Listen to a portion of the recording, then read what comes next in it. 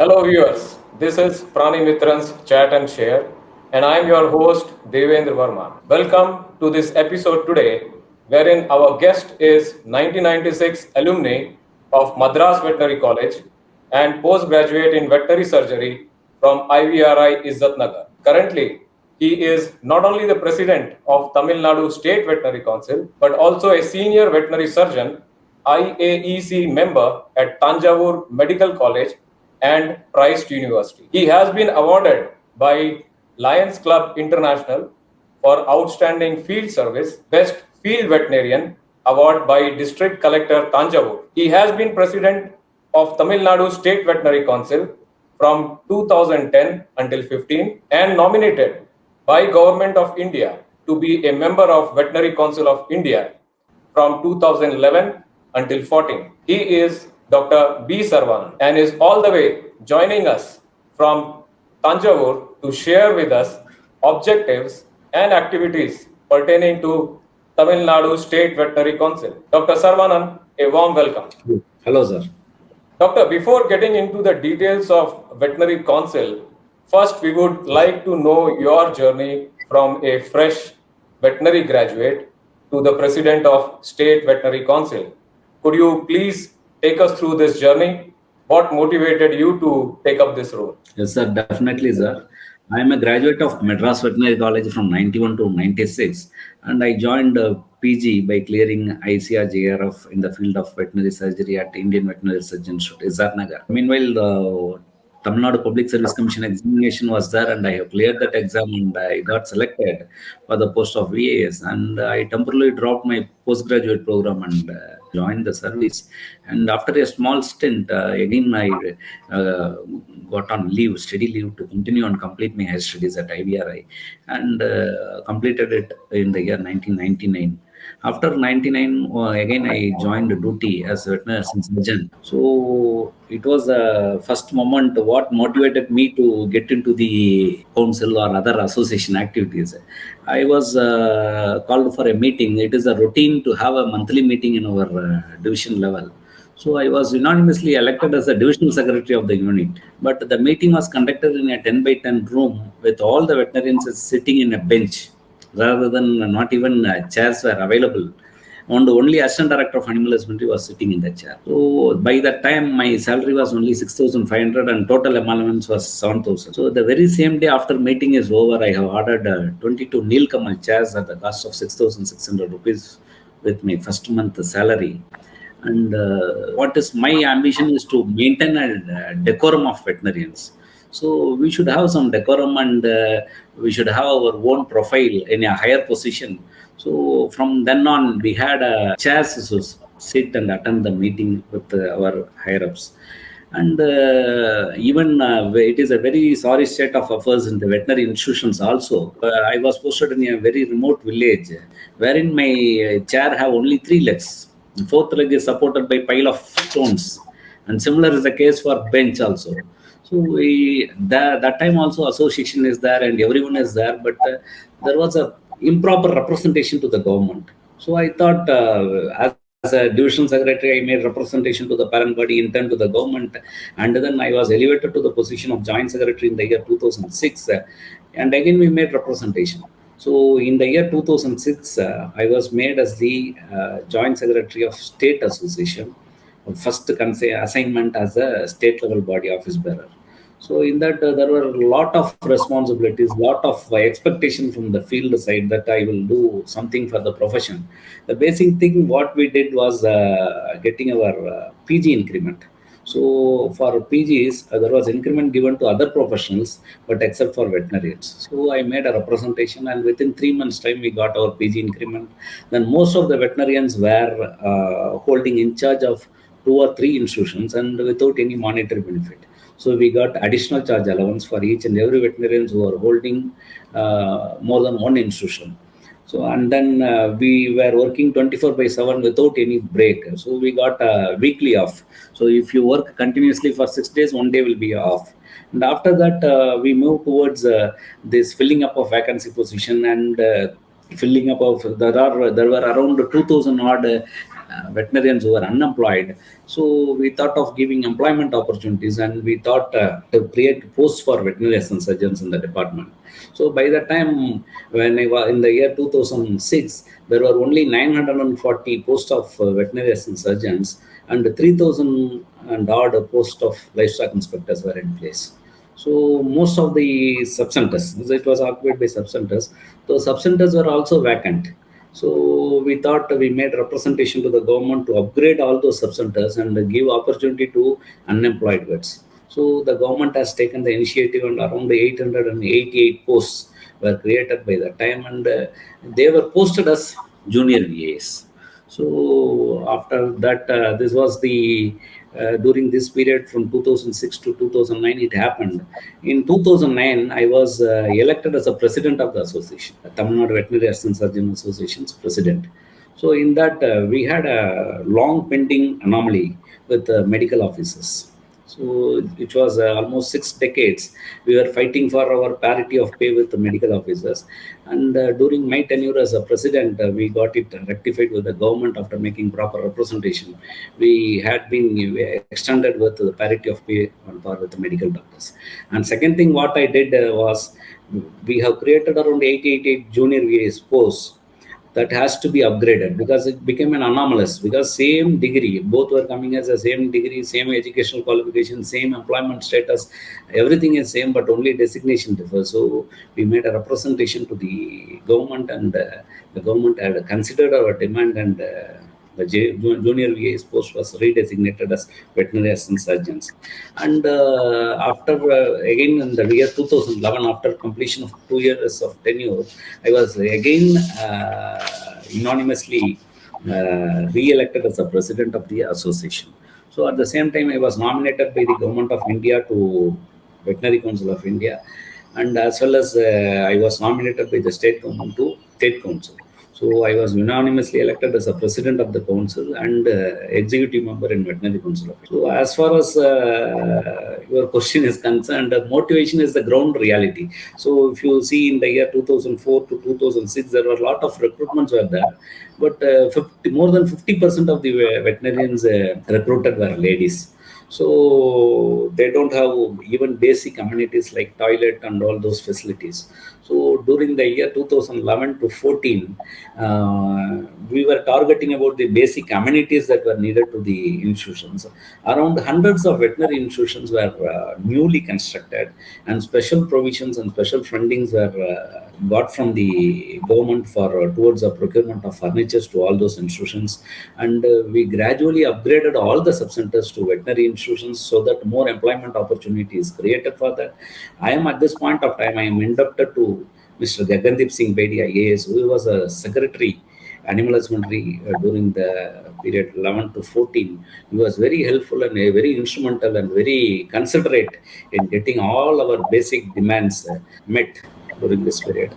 I relinquished the post of the association council, and as well as all these things because of a lot of pressure and due to heavy expectation from the members, and as well as the pressure from family. So then again in 2019, again nominated as a member to Tamil Nadu State Veterinary Council, and again unanimously elected as president of the council, and I am here with you on this chat. Dr. Saravanan, talking about ground reality, which you rightly touched upon, after graduation, we all have been told by our seniors or teachers that we need to register in the Veterinary Council of India.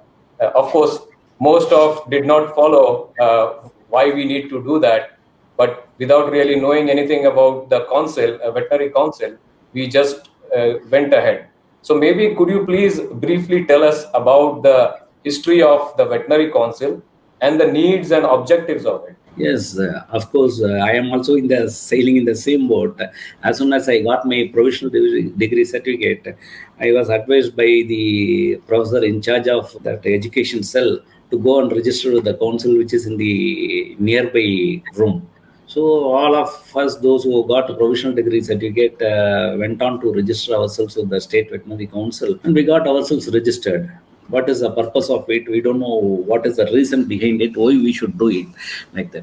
What is the need for registration is, first of all, we should know who the registered veterinary practitioner is. A registered veterinary practitioner is one who registered with the councils. All are not eligible to register with the council. Only those degrees which were listed in Schedule 1 and Schedule 2 of IVC Act of 1984 are entitled to register with the State Council or Union Territory Councils or in Veterinary Council of India. So only registered veterinary practitioner can practice the profession. He is only authorized to do prescribe medicines, charge for fees for it, everything he can do. So he is immune to legal procedures. Without, if he treats the animal and if he gets the fees and if the animal fails to survive, then also he is not liable for prosecution unless if there is negligence on the part of the veterinarian. If you are not a registered practitioner, you are not supposed to do, you are liable for prosecution, because those who are not registered with the council, they are unauthorized veterinary practitioners. They are called as unauthorized veterinary practitioners. Those who are not registered with the council, those who have not renewed the registration, those who have been removed from the council, they are all designated as unauthorized veterinary practitioners, and they are not supposed to do practice. If they do practice, then it means they are illegal veterinary practitioners. So they are liable for prosecution. And second thing is, under Section 30B of IVC Act, no person other than a veterinary graduate can man an institution. So other than veterinarians registered with veterinary council, they cannot hold as a veterinary physician, hold an office as veterinary physician or a veterinary doctor or whatever designation is so in government or in quasi-government institutions. So only registered veterinary practitioners are entitled to it. As far as objectives of the council is concerned, only two objectives is to council VCA is to regulate veterinary practice and to maintain a state veterinary practitioner register as well as Indian veterinary practitioner register. These are the main two objectives on which functioning of council is there. I see. So is there any renewal period, doctor, or maybe does the state veterinary council sends any notifications to the vets if their registration is due for renewal? That's one thing. And another part which I would also like to ask related to this is that suppose I have registered in Tamil Nadu State Veterinary Council, and later if I have relocated to Karnataka, do I have to register again in Karnataka Veterinary Council, or is it enough we are registered in any state? So renewal is mandatory. Every 5 years you have to renew a registration. So if you fail to renew your registration, then you are supposed to pay a renewal fees and then you have to register yourself. So it is mandatory on the part of every veterinarian to renew the registration at every 5-year interval. So if you are not renewed, means you will become an unauthorized veterinary practitioner.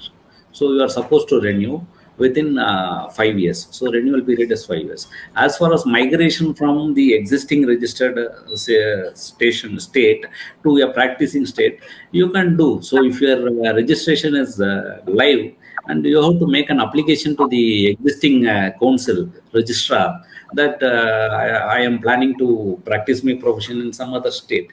So this registrar will verify the documents and give an NOC to you and to the new state council and to the veterinary council of India, so that there is no pendency of cases or disciplinary cases or any charges against you as per the records of the council. Then there is no objection in migrating this individual from this state council to other state council. Then veterinary council of India in turn will remove a name from the existing state register, score out your name in the existing register, and give direction to the new state, your practicing state, to register your name and inform.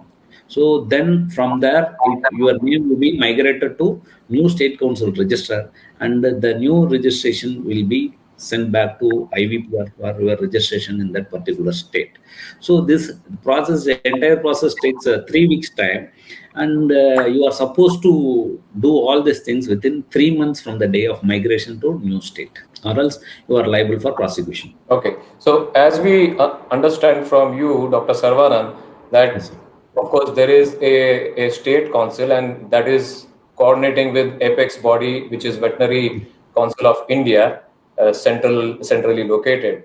And apart from the relation, what you said about intimation of the change of states, is there any other agenda or Do you communicate or meet regularly? Yes, obviously now actually Veterinary Council of India with a new team of office bearers have took charge 6 months back, and they it is a promising team of veterinarians with Umesh Chandra Sarma as the president, and we have a representative by name Dr. Ramesh, who is also a promising vet, and 11 other veterinarians elected by the members from the field, and 26 members were there, and they were very promising and progressive, and they have right now circulated a veterinary practitioners regulation 2021 to all the field all the veterinary councils, so that it will be communicated to all the field veterinarians, so that if there is any change or any additions or deletions to be made in that regulations, it can be done, so that it is always participatory, inclusive, and both veterinary councils are functioning in tandem. And so whenever there is a change, there is a discussions and informations. Previously also we used to have meeting of president and registrar of all state councils at Delhi frequently, so it happens regularly, and we do have a very good interaction with the VCI. So now they have communicated the veterinary practitioners regulation 2021 for downward circulation to all the veterinarians, so that every veterinarians will give an opinion before finalizing things, before placing it to the parliament for regulations into parliamentary assent, and make it as an act. Doctor, apart from the communication between the state and the Central Veterinary Council, how about communication with the state animal husbandry department? Definitely. I, being both an associationist as well as a president of the council, I had a very good rapport with the director of animal husbandry and the secretary animal husbandry. So they were always highly responsive, and it is a channel through which we can make the things done for the veterinarians. Without the help of the director of animal husbandry is an ex officio member to the council, and secretary obviously is a very nice person who is even on 25th of March we had a discussion with our principal secretary pertaining to different plans of action, continuing veterinary education program, land and building to our council, then funding to the council. All these issues, we keep on having a discussion with our secretary, and he is a very nice person, and he guides us properly. And as far as continuing veterinary education program, he has guided us to make a need-based assessment among the different stakeholders, so that we can give a training on contemporary issues.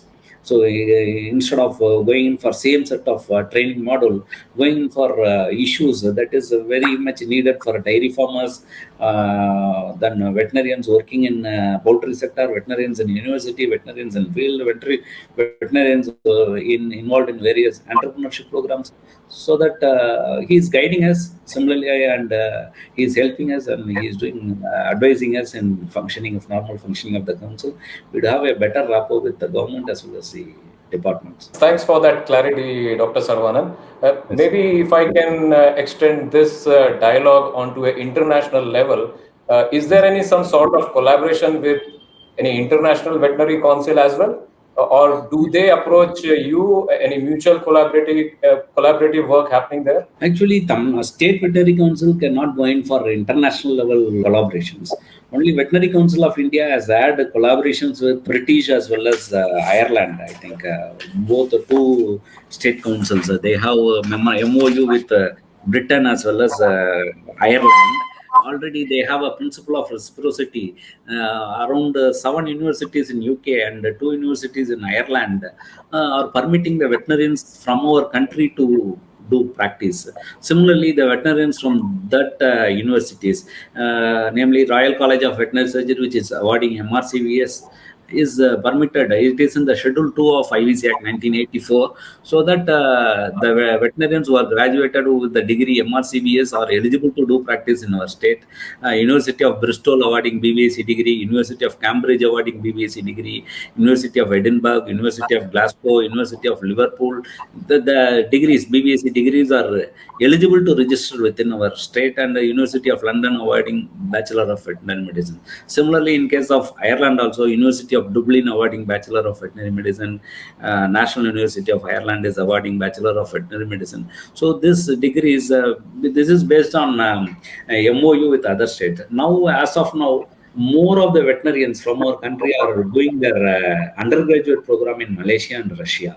So, Berlin University and with Malaysian University, some discussion is on both the Veterinary Council of India to have an MOU, so that now it is in the process of going through the syllabus what they are having, and the syllabus what we are having for undergraduate program, so that if it is feasible, and they will have an MOU, and with the principle of reciprocity, the degree in our state will be made eligible to do practice in their country and vice versa. Now they are planning in between, before getting into an agreement, they are planning for an entrance exam for clearing those veterinary graduates to do registration within our state. So it is in the process, sir. Okay. As the president of the council, if you could also please let us know the highlights of veterinary practitioners regulation, which was launched in 2005, and how far it has been implemented in the field.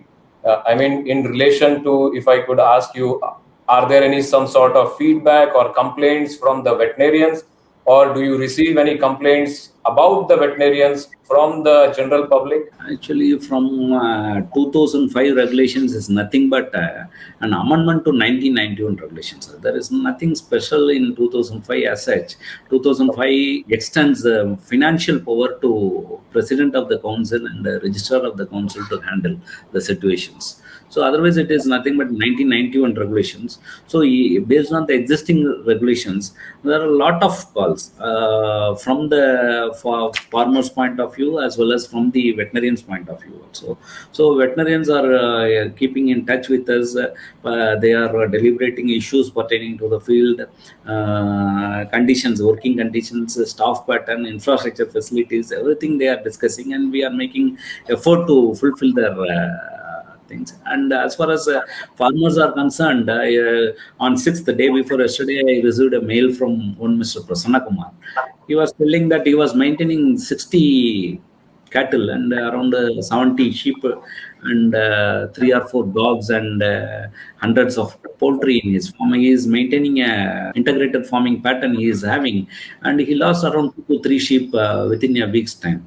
So he is not in a position to have the services of a veterinarian who is in his vicinity, who is very busy enough, and he is holding in charge of another institution.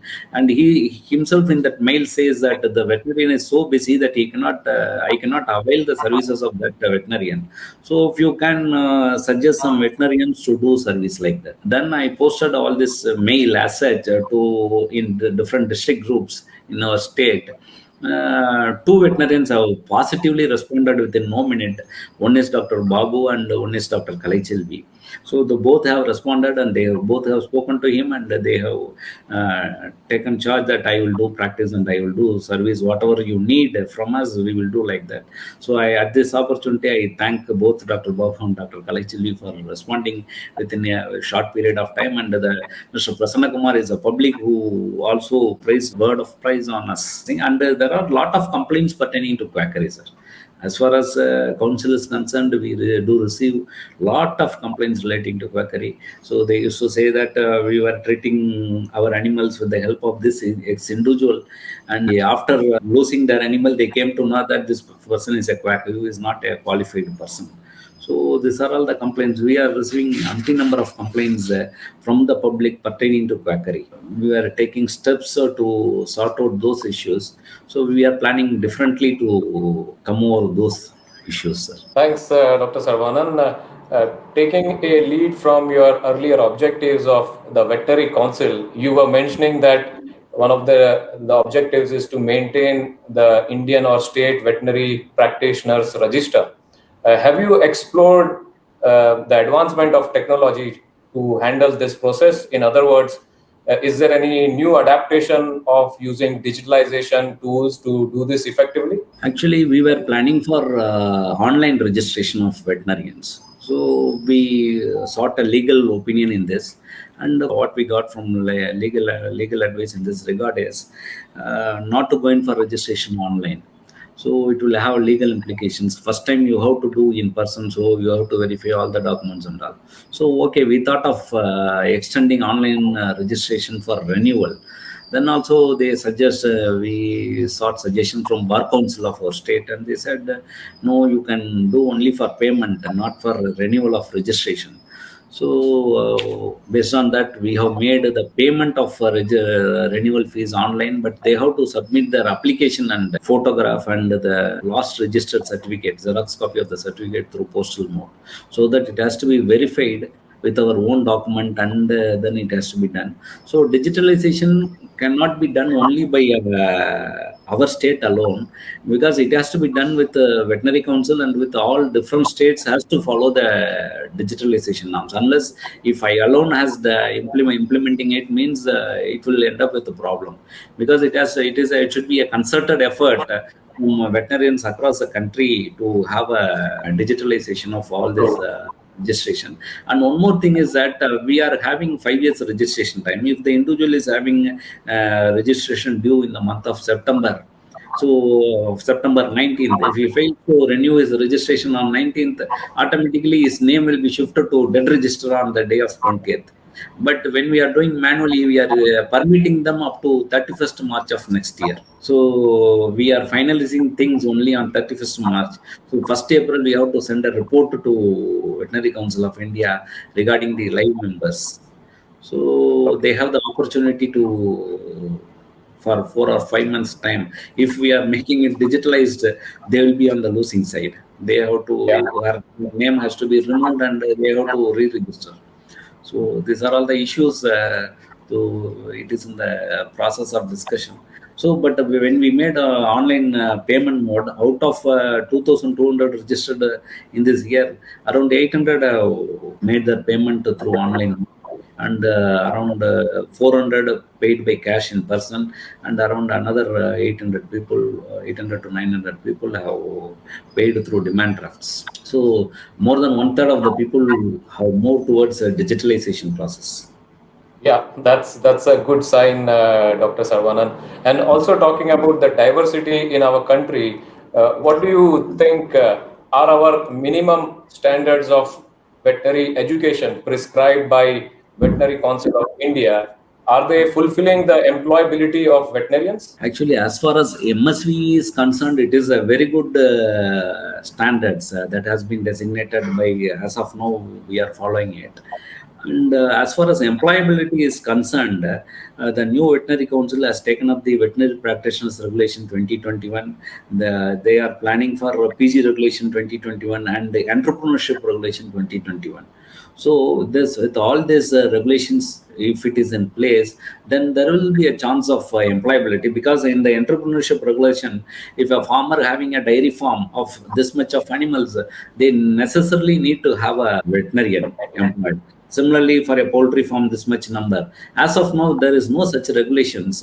And farmer having 400 animals, 500 animals, or poultry farmer having lakhs of birds, they are not having a veterinarian. So they similarly, an institution having a lab animal for their studies and research purpose should have a veterinarian employed.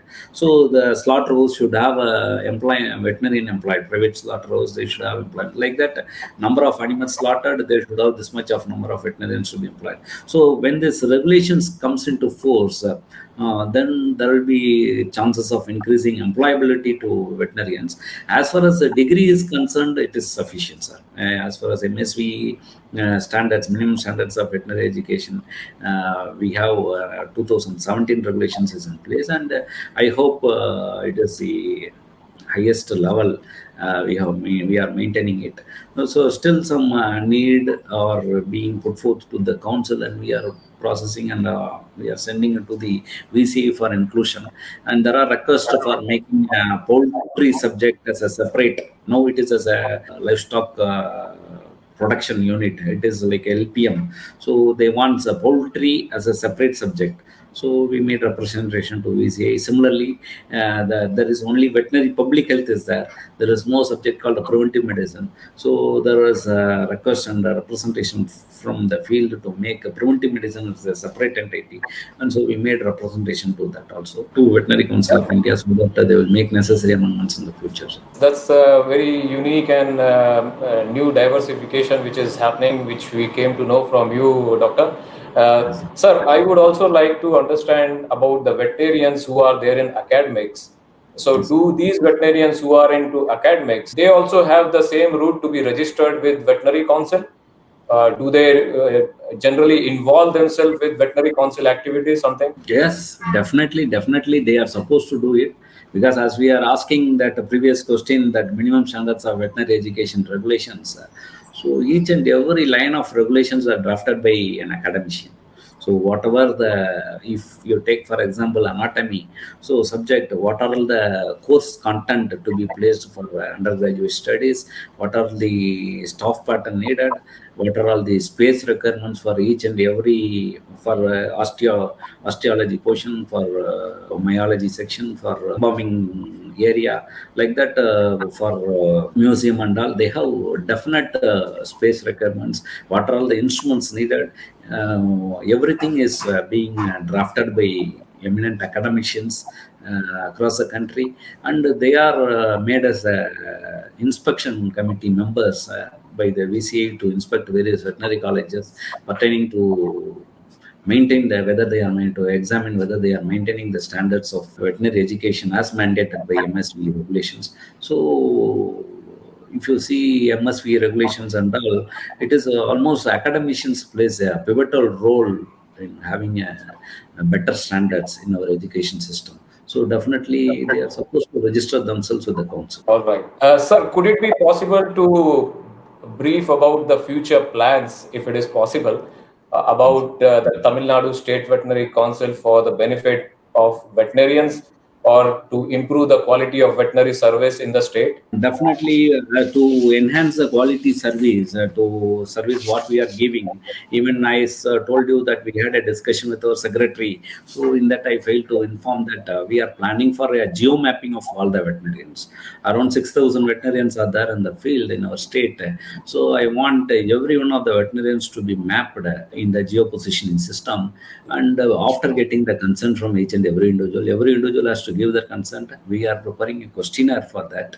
So they have to identify their area of interest. A person may be a small animal practitioner, a person may be a large animal practitioner, a person can be a both, a person can be is interested to practice on exotic birds, some will be interested on equines, some will be interested on giving advice and suggestions pertaining to establishment of a farm, extension activities, and entrepreneurship. Some will be interested in entrepreneurship. So we are classifying the veterinarians based on the feedback they are given, and we are planning to develop an app called the Kalnadai Marthuvar, means veterinary doctor. So the farmer has to download this app from the Play Store, and once they open the first page, he will have the classification of veterinarians: small animal practitioner, large animal practitioner, both, like that. So if he wants the service of a large animal practitioner, he has to click the large animal practitioner. Then he will have the list of veterinarians in his vicinity. So that in that this process is done by council. Up to this process is done by the council.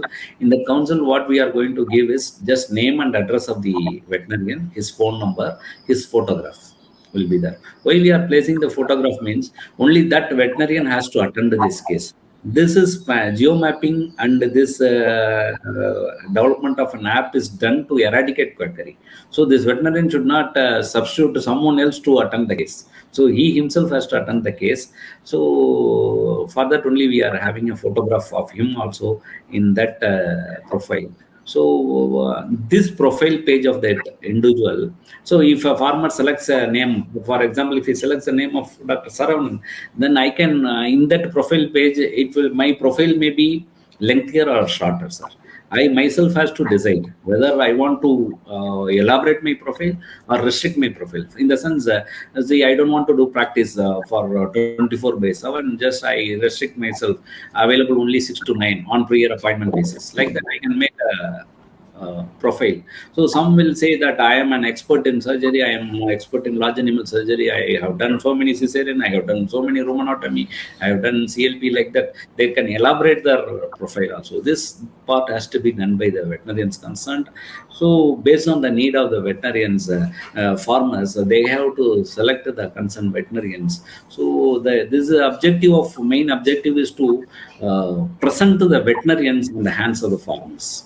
So this is one thing we are planning, so that 24 by 7 availability of veterinary services will be there, and we are planning to implement dress code to all the parameters, so that there will be some differentiation between the persons who are engaged in veterinary services. So in the health sector, we are having different color dress code to all the para staff, but in veterinary service it is not there. So we are planning for it, and our secretary has in principle has accepted to considering the dress code, so it will be implemented soon. These are all the 3 points we are planning for having a better services to the community as a whole, sir. Perfect, Doctor. Thanks very much for explaining a little bit about the future plans. Before we close for this episode, what would be your message for the next generation veterinarians? Oh, yes, sir. Definitely. I am 25 years, I am 24 years young with 24 years of service experience with me. So, whatever I have practiced, I want to share with you all people. So, I used to practice whenever a farmer enters your premises, he should feel happy and he should leave your campus in a satisfactory manner. So this is a basic objective I would like to tell. And for to having a sustainable veterinary practice, we should give a quality veterinary service. So that means availability of vets to the farmer should be there, proximity of vets to the poor farmer, and affordability to the poor farmer. These are all the three mandates that we need to maintain, so that to give it is not only giving quality service means quality treatment. These three concerns, availability, proximity, and affordability, these three parameters are need to be very important for from the poor farmers point of view.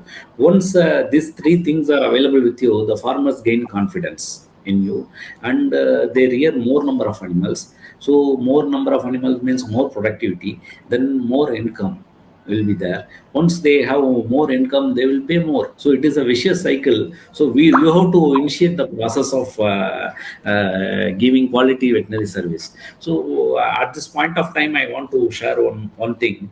My senior, who is senior, Dr. Prithviraj, who is senior to me by 15 years, who retired as joint director of animal husbandry, Nagapatnam. He's a person who started his practice as early as 4:30 in the morning session. So he used to adopt the 5 to 8 villages in the morning, and 5 to 8 villages in the evening. So he morning 4:30 is like a train, moving train. So the villages in that village say doctor will come by 4:30, sir. Doctor will leave by 4:45. Doctor and the next station, next village, the doctor will be coming by 5 o'clock, sir. Like that, it is. He has done it for almost 30 to 35 years, maintaining the similar discipline for almost for sustainable. This was a more sustainable period, and per day he is minimum attending to 100 poor farmers with minimal charges. So affordability means he is just charging 15 to 20 rupees per animal. So 100 cases per day.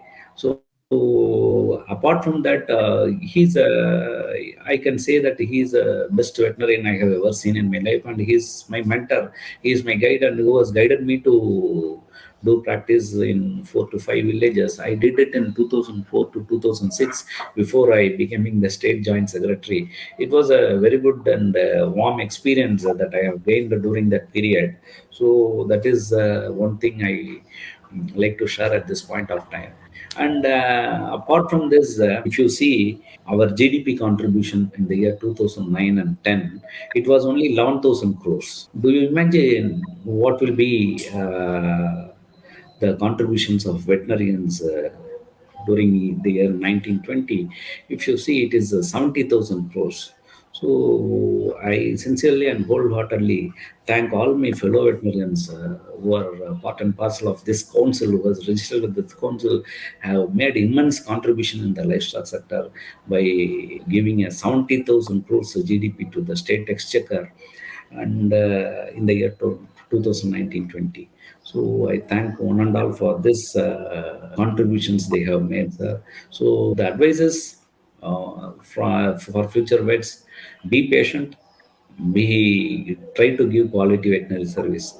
So obviously you will be flourished with a lot of love, affections, and prosperity from the poor farmers. Absolutely. Amazing, amazing, Dr.